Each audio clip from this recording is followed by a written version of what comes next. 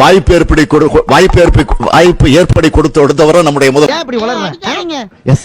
என்ன சொல்றாருன்னா ISI certificate கொடுக்கலாமா சொல்றாரு. ISIங்கிறது தரமான பொருளுக்கு தான் ISI சர்டிபிகேட் கொடுப்பாங்க. என்ன தரம் உங்க ஆட்சியில சொல்லுங்க, என்ன தரம், எதற்கு IAS? இவன் மண்ட குழம்பி மெண்டலாகி வந்திருக்கானா இல்ல போர் அடிக்குதுன்னு டைம் பாசிங் பண்றானா? காப்பி கப்ப தூக்கி போடுறமா, காப்பி கப்ப தூக்கி போடுறமா. ஒரு தலைவனுக்கு வாய் கோணையா இருக்கலாம், வார்த்தை கோணையா இருக்க கூடாது. பதவிக்காக எதையும் பேசுகிறவன் அல்ல திருமாவளவன். என்ன சொன்ன? இல்ல, நான் கிறிஸ்துவ மதத்தை சார்ந்துதான் இருக்கிறேன். எங்க கூட நிறைய கிறிஸ்துவ நிகழ்ச்சிகளை நான் கலந்துக்கிறேன். நான் கிறிஸ்தவன் இல்ல, நான் முஸ்லீம் இல்ல, நான் கிறிஸ்தவன் இல்ல, நான் முஸ்லீம் இல்ல, நான் பார்சி இல்ல, நான் சீக்கியன் இல்ல. உனக்கு வெக்கமான சுடுசன எதுவுமே இல்லையா? பதவிக்காக எதையும் பேசுகிறவன் அல்ல திருமாவளவன். இப்படி கட்டியிருந்தா, பூம்பா கட்டியிருந்தா அது மசூதி, உயரமா கட்டியிருந்தா அது தேவாலயம், நிறைய அசிங்கமான பொம்மைகள் எல்லாம் இருந்தால் அது கோவில். ஓட்டு வரும் காசு வரும்னா செருப்புல என்ன வேற எதிர வேணாலும் அடிக்க சொல்லு. மேடைக்கு பதவிக்காக எதையும் பேசுகிறவன் அல்ல திருமாவளவன். ஏப்பா முதலே சொல்றியா நீ? தூக்கு.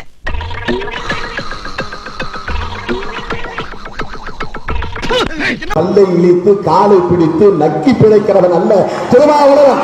அம்மா அதிர்ச்சிதான். பதவிக்காக எதையும் பேசுகிறவன் அல்ல திருமாவளவன். இதுவே போய்தான். போன உடனே சொல்லிட்டு தான் தண்ணியே குடிப்பான். லேசா முகம் சுழித்தால் கூட மான உணர்ச்சியோடு அந்த இடத்திலிருந்து வெளியேறுகிறவன் திருமாவளவன். எங்க இனம் இருக்க அது கவரிமான இனம். அது ஒரு முடி உதிர்ந்தாலும் உயிரோட இருக்காது, செத்து போகும். நல்லா கேளுங்க. இவங்களால கடைசி வரைக்கும் போகாம வாழ்ந்துட முடியுமான இந்த ஊருக்குள்ள நம்மளை பத்தி ஒரு கேவலமான டாக் இருக்கு. அந்த டாக்க நம்ம நொறுக்கணும். எப்படிப்பா உடைக்கிறது? அப்படி கேளு. எவ்வளவு பெரிய கேவலம் வந்தாலும் சரி, ஒரு செருப்ப வாயில கவ்வ கொடுத்துக்கிட்டு இன்னொரு செருப்ப சாணியில முக்கி எடுத்து உச்சாந்தல நச்சு நச்சுன்னு அடிச்சாலும் சரி, கடைசி வரைக்கும் தனித்தொகுதிகள் நாம வாழ்ந்து காட்டணும். இதுதான் நம்ம லட்சியம். ஓகே, எல்லாரும் சத்தியம் பண்ணுங்க. திமுகவிலே நாங்கள் 3 தொகுதிகளை கேட்கிறோம், தொடர்ந்து வலியுறுத்துகிறோம். அது வேண்டும் என்பதில் உறுதியாக இருக்கிறோம். I don't care. 3 சீட்டு வாங்கலைனா நாங்கள் தீக்குளிப்போம். செத்துப்போ. விடுதலை சிறுத்தைகள் கட்சி 3 தனித்தொகுதிகள் ஒரு பொது தொகுதி வேண்டும் என்று நாங்கள் முதல் கட்ட பேச்சுவார்த்தையில கோரிக்கை விடுத்திருந்தோம். எல்லாரும் முன்னாடி போய் நின்னு கொடூரமா முறைச்சுவோம் பாஸ். அதுக்கு மசியலனா பின்னர் 2 தனித்தொகுதிகள் ஒரு பொது தொகுதி வேண்டும் என்று வலியுறுத்தி வந்தோம். கதறுவோம் பாஸ். அதுக்கும் போனா கொய்யாலன்னா. விடுதலை சிறுத்தைகள் கட்சி கடந்த தேர்தலின் போது கையாளப்பட்ட அதே பகிர்வு முறைக்கு உடன்பாடு தெரிவித்து கைய கட்டி நம்ம வாய பொத்தி குனிஞ்சி நின்னதெல்லாம் தம்பி. விடுதலை சிறுத்தைகள் கட்சி கடந்த தேர்தலின் போது கையாளப்பட்ட அதே பகிர்வு முறைக்கு உடன்பாடு தெரிவித்து மறுபடியும் ஒரு கூட்டணி கட்சியோட போய் சேர்ந்துக்கிட்டு உங்களுக்கான பலன், அதாவது உங்க மக்களுக்கான பலனை நீங்க அனுபவிக்கிறீங்க. அப்படிங்கிறப்ப அந்த கூட்டணி கட்சியாலே உங்களுக்கு பலன் கிடைக்குதுன்னா பின்ன எதுக்கு நீங்க தனியா ஒரு கட்சி வச்சு நடத்துறீங்க? மானம் ரோஷம் என்று நாங்கள் பார்த்தால் அரசியல் சக்தியாக ஒழியாது. மானம் ரோஷம் என்று நாங்கள் பார்த்தால் அரசியல் சக்தியாக ஒழியாது. பல்லை இழித்து காலை பிடித்து நக்கி பிழைக்கிறவன் அல்ல திருமாவளவன். இதை ஏதோ நான் விளையாட்டாக சொல்லவில்லை. இவர் ஒரு சாஃப்ட் முதலமைச்சர் என்று யாரும் கருதிவிட வேண்டாம். நேர்மையானவர்களுக்குத்தான் நான் சாஃப்ட்.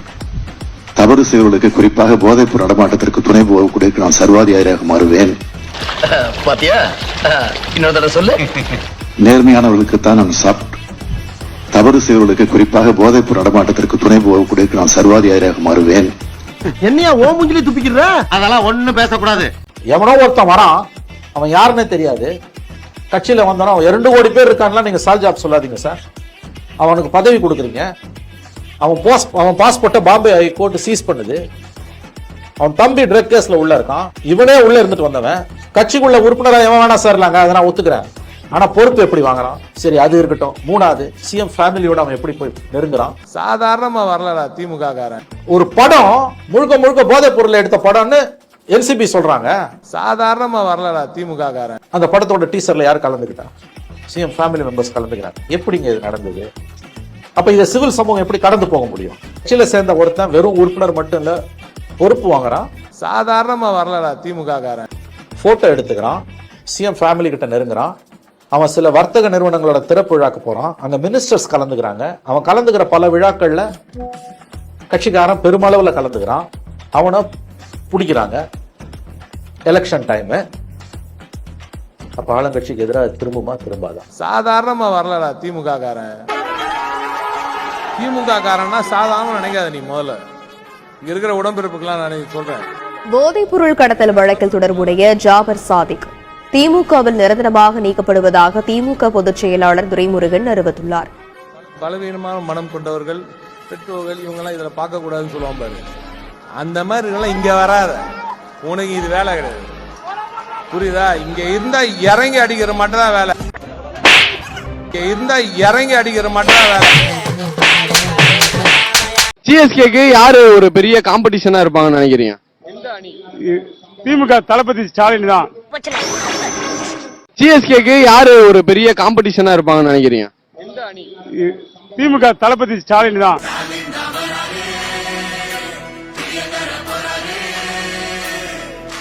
ஸ்டாலினா போட்டியா இருப்பாரு?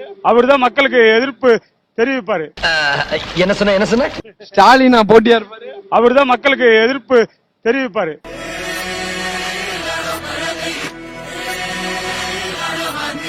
இந்த நிகழ்ச்சியை சிறப்பாக தொகுத்து வழங்கிக் கொண்டிருக்கக்கூடிய டெல்லியில சென்று இளைஞரணியின் சார்பாக ஒரு போராட்டத்தை நடத்துவதற்கும் தமிழ் மொழி நம்முடைய உயிர். என்கிட்ட சொன்னதாவது பரவாயில்ல, ஊர்ல ஒருத்தர் போய் என்ன சொல்லிருக்கான் தெரியுமா?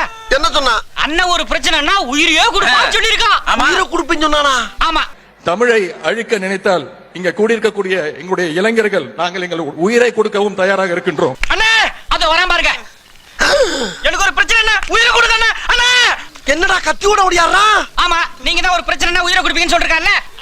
எப்படி எல்லாம் ஜக்க பண்றாங்க? பட் ஆனா நான் கேக்குறேன், இங்க இருக்கவங்க எத்தனை பேரோட பசங்க ஸ்டேட் போர்ட் ஸ்கூல்ல படிக்கிறாங்க சொல்லுங்க பாப்போம். எங்கள்ட்டியா? எங்கள்ட்டியா? எங்கள்ட்ட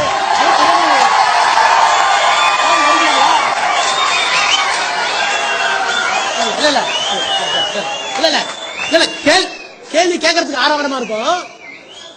வேற சென்ட்ரல் போர்டுல படிக்க, அதுக்கு தான் சொன்ன நல்ல கேள்வி. தயவு நல்ல கேள்வி. ஒரு 5 நிமிஷம் செலவு பண்ணலாம், தப்பு இல்ல.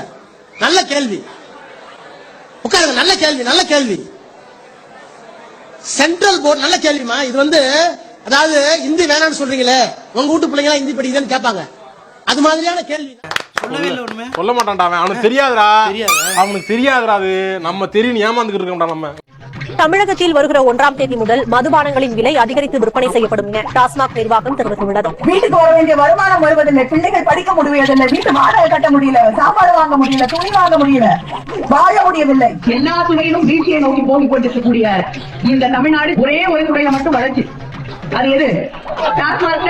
இன்று தமிழ்நாட்டுடைய வருமானம் 34,000 கோடி. இந்தியாவிலேயே அதிகமாக இளம் விதவைகள் இருக்கக்கூடிய மாநிலமாக தமிழ்நாடு மாறிக்கொண்டிருக்கிறது.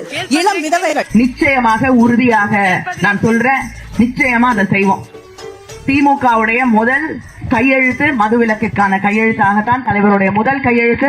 மதுக்கடைகள் மூடுறேன், 10 மணிக்கு அப்புறம் மது விற்பனை இல்லைன்னு சொல்றாங்க. ஆனாலும் அதற்கப்புறம் 11-12 மணிக்கு கூட விற்கப்படுகிறது. நிச்சயமாக திமுக தலைவர்கள், அவர்கள் குடும்பங்கள் நேரடியாக நடத்தக்கூடிய மது ஆலைகள் மூடப்படும். நல்ல நேரம் எல்லாம் யாரும் பார்க்கலங்க.